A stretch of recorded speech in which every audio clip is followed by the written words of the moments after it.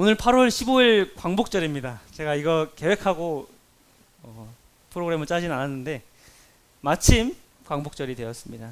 오늘 1945년 8월 15일 일제치하에서 광복을 했으니까 80년째 되는 날입니다. 제가 광복 이전에 살던 분들은 광복을 얼마나 기다렸을지 제가 상상을 해봤는데요. 저는 상상도 못할 것 같습니다.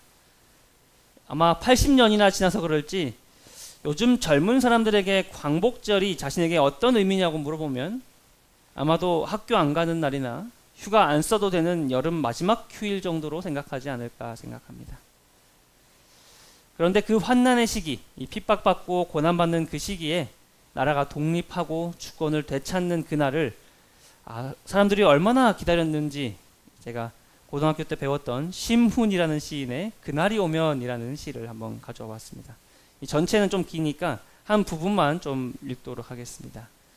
그날이 오면은 삼각산이 일어나 더덩실 춤이라도 추고 한강물이 뒤집혀 용솟음 칠 그날이 이 목숨이 끊기기 전에 와주기만 할 양이면 나는 밤하늘에 나르는 까마귀와 같이 종로의 인경을 머리로 들이받아 울리오리다.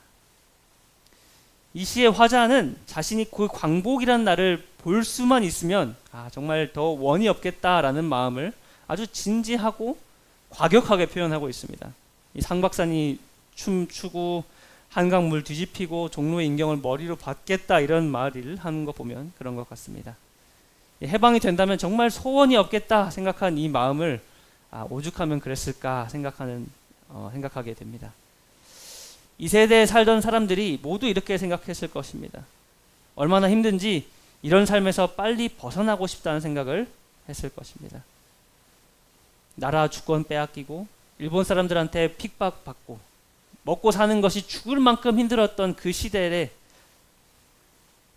시절에서 벗어나고자 하는 희망이 이렇게 표현된 것 같습니다. 이런 희망이 있었기 때문에 노예와 같은 이 삶을 벗어나기 위해 많은 사람들은 광복군으로 독립운동하는 투사로 자신의 삶을 바치기로 결심했습니다. 그리고 실제로 그 광복이 찾아왔을 때 그들이 느낀 공동체 의식은 이런 경험이 없는 나라는 절대 알 수 없는 그런 경험이었습니다.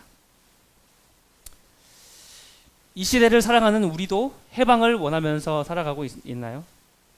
아이를 키우는 사람들은 육퇴를 원한다고 합니다. 육아 퇴근이죠. 아이가 자고 나면 시작되는 그 퇴근의 이후의 삶을 누리는 것이죠. 어떤 사람들은 퇴사를 꿈꿉니다. 파이어족을 아시나요? Financially independent, retire early. 경제적으로 독립을 빨리 해서 은퇴하는 것을 원하는 것이죠. 고된 일을 빨리 그만하고 쉬고 하고 싶은 거 하면서 살고 싶은 겁니다. 빨리 수능 치고 졸업해서 공부해서 해방되고 싶은 학생들도 있을 것 같습니다. 이외에도 세상살이를 어렵게 하는 많은 것에서부터 사람들은 벗어나고 싶어 합니다. 그런데 요즘에 교회라고 다르지 않은 것 같습니다. 특히 안식일 교회는 지킬 게 너무 많아요. 많은 것들에서 벗어나고 싶은 마음이 듭니다. 편하게 교회에 다니고 싶은 생각도 들게 될 것입니다. 이렇게 고된 세상에서 빨리 벗어나고 싶은 생각이 많이 가득한 세대인 것 같습니다. 출애굽기를 보면 이스라엘 사람들이 그 노예 생활에서 해방되는 모습을 보게 됩니다.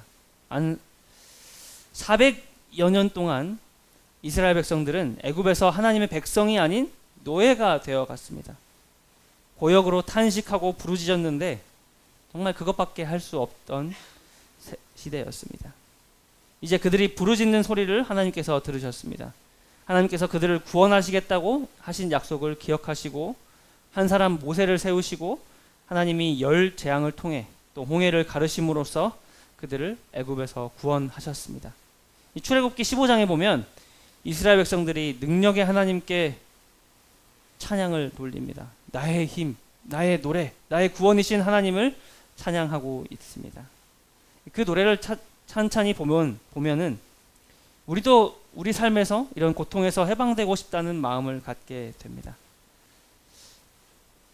하나님께서 하신 일의 위엄을 높이는 그런 찬양을 기쁨으로 하는 그런 날이 왔으면 좋겠다고 생각하게 됩니다. 그런데 우리 눈앞에 보이는 것들에서 벗어나는 해방은 시작에 불과합니다. 홍해의 기적으로 완전히 애굽 사람들로부터 해방을 했다는 기쁨을 누리던 이 이스라엘 백성들은 계속 행복했을까요? 그 해방의 허니문은 얼마나 갔을까요? 이제 이스라엘 백성들이 물이 없고 먹을 것이 떨어지자 뭘 하죠? 하나님께 원망하기 시작합니다. 하나님께서 구원을 해주셨는데 그들은 온갖 기적과 능력으로 하나님께서 구원해 주셨는데 왜 이들은 불평불만을 했을까요? 그때 하나님께서 무엇을 하셨을까요? 하나님께서 가라는 방향대로 홍해를 나와서 3일을 갔습니다. 그렇게 갑자기 목이 말라오는 그 순간에 마라라는 곳에서 물을 만났는데 그 물이 쓴 거예요. 그래서 사람들이 불평불만을 합니다. 하나님께서는 한 나무를 선택하셔서 그 물을 달아지게 합니다. 그리고는 하나님께서 이스라엘 백성들이 그들을 어떻게 구원하셨는지를 기억하지 못하자 이 말씀을 하신 것입니다. 여호와께서 그들을 위하여 법도와 율례를 정하시고 그들을 시험하실세 가라사대 너희가 너희 하나님 나 여호와의 말을 청종하고 나의 보기에 의를 행하며 내 계명에 귀를 기울이며 내 모든 규례를 지키면 내가 애굽 사람에게 내린 모든 질병의 하나도 너희에게 내리지 아니하리니 나는 너희를 치료하는 여호와임이라. 앞으로 너희가 내 말 좀 잘 듣고 내 보기에 의를 좀 행하고 계명에 귀 기울이고 내 모든 규례를 지키면 애굽 사람에게 내린 이 모든 질병이 너한테 내리지 않을 거예요. 나는 치료하는 여호와야. 그러면 궁금해지는 게 있습니다. 이스라엘 백성들이 하나님께서 이렇게 말씀하셨을 때 뭐라고 대답을 했을까요? 성경에는 기록되어 있지 않습니다. 여러분이 이스라엘 백성들의 상황에 들어가서 한번 생각을 해보겠습니다. 진짜요? 말만 잘 들으면 되는 거예요? 목말라 죽을 걱정, 병 걸려 죽을 걱정 안 해도 되는 거예요? 라고 했을까요? 아니면 진짜요? 뭐 해야 되는데요? 제가 들어보고 좀 결정을 하겠습니다. 라고 했을까요? 저는 지금 상황이면 아마 후자였을 것 같습니다. 그런데 기억해야 될 것은 지금 이 사람들이 이 말씀을 들은 곳은 사막입니다. 광야입니다. 아무것도 없는 곳입니다. 지금 이스라엘 백성들은 3일 동안 광야를 지나가고 있는데 200만 명이 지나가고 있어요. 제가 2주 전에 장막부흥에서 1000명 도시락분을 나누고 세팅하고 하는데 땀이 뻘뻘 났습니다. 근데 1000만 명 사는 대도시에서 그렇게 도시락 먹고 나눠주고 하는데 얼마나 힘들었는데 200만 명이 광야에서 걸어간다? 이거는 정말 다른 문제입니다. 한 사람만 줄 수도 없고 누구 한 사람도 빼먹어서는 안 됩니다. 뭐 해야 되는데요? 뭐 해야 되는지 보고 결정할게요 라는 상황이 가능했을까요? 아닙니다. 오히려 이렇게 답하는 것이 정상인 상황입니다. 정말요? 제가 그것만 하면 하나님께서 모든 거 다 해결해 주시는 거예요? 라고 말했을 것 같습니다. 그런데 우리가 이 말씀을 읽을 때 하나님께서 좀 쪼잔하다고 생각할 수 있을 것 같습니다. 이런 광야에서 우리가 하나님 의지할 수밖에 없는데 말 잘 들어야 구원해 주시는 거야? 율법을 지켜야 하나님의 보호도 받고 축복도 받는 거야? 라고 생각할 수 있을 것 같습니다. 당연합니다. 이렇게 보이는 말씀입니다. 그런데 27절에 이렇게 기록되어 있습니다. 그들이 엘림에 이르니 거기 물샘 12과 종려 70주가 있는지라 거기서 그들이 그 물 곁에 장막을 치니라. 자, 잠깐 돌아가보겠습니다. 출애굽기 15장 25절 26절입니다. 근데 바로 27절에 이렇게 나오는 거죠. 그러니까 이들이 뭘 지켰다, 하나님이 뭘 하라고 했는데 지켰다라는 말이 있습니까? 없어요. 그들은 그저 하나님의 인도하심을 따라 그냥 갔을 뿐입니다. 이 사람들이 마라에서 달아진 물을 마신 지 얼마 되지 않아서 엘림에 도착을 했는데 거기서 원래 하나님께서 준비하셨던 오아시스가 등장을 합니다. 이스라엘 백성들이면 제가 좀 민망했을 것 같아요. 조금만 더 기다리면 오아시스가 있는데, 우리는 하나님께서 뭘 해주실 수 있는지 기억하지 못함으로 두려움과 좌절 그리고 불만을 합니다. 하지만 하나님께서는 그들을 뭘 해서가 아니라 그들에게 먼저 하나님의 계획과 능력을 보여주시는 분이십니다. 야, 내가 너 능력도 없는데 너희를 출애굽시켰을까? 아니야, 봐. 내가 너를 이렇게 먹일 수 있어 라고 하는 것을 보여주셨습니다. 그러면 이제부터 이스라엘 백성들이 하나님 말씀을 잘 듣고 가나안 땅에 도착을 했습니다. 아니죠. 성경에는 그렇게 나오지 않습니다.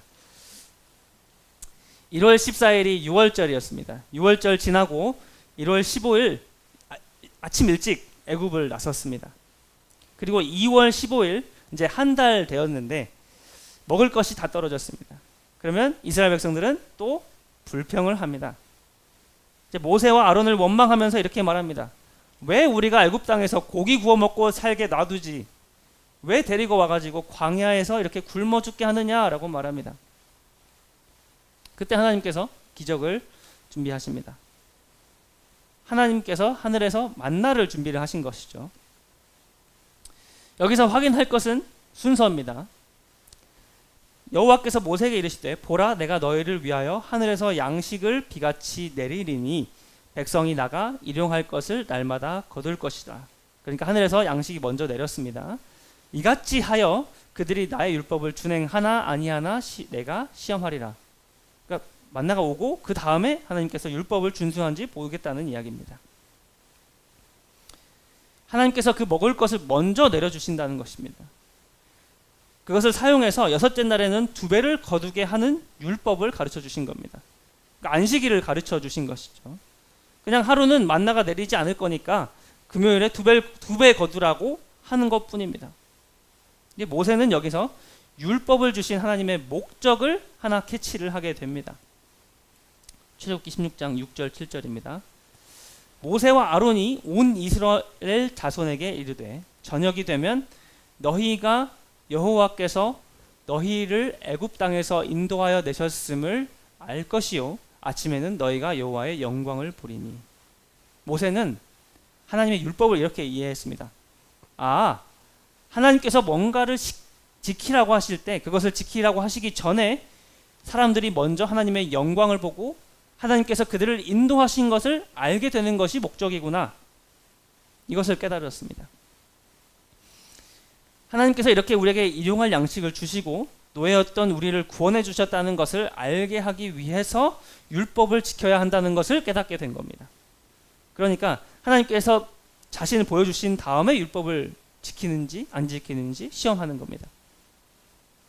그 뒤로도 계속 하나님께서 기적을 행하시고 보여주셨던 이유에 대해서 성경은 나는 여호와 너희 하나님인 줄 알게 하기 위함이었다라고 이야기합니다.